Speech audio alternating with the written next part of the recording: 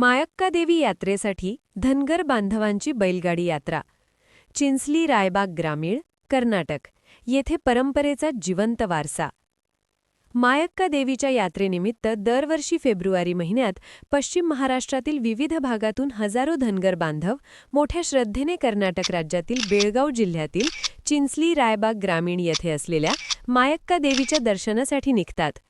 आधुनिक वाहतुकीच्या साधनांचा वापर वाढला असला तरी आजही अनेक भाविक आपली पारंपरिक ओळख जपत बैलगाडीने देवीच्या दर्शनाला जातात.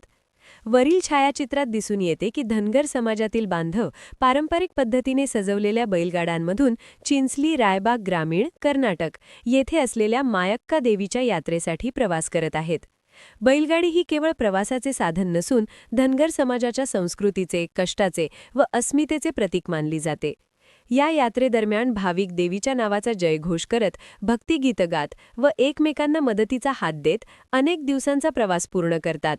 अनेक कुटुंबे कर्नाटक महाराष्ट्र सीमा भागातून चालत व बैलगाडीने देवीच्या चरणी नतमस्तक होण्यासाठी येतात.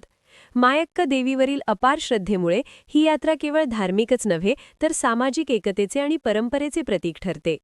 धनगर समाजाची ही बैलगाडी यात्रा नव्या पिढीला आपल्या सांस्कृतिक वारशाची जाणीव करून देणारी असून परंपरा, श्रद्धा आणि सामाजिक एकोपा यांचा सुंदर संगम चिंचली रायबाग ग्रामीण, कर्नाटक येथे दरवर्षी पाहायला मिळतो.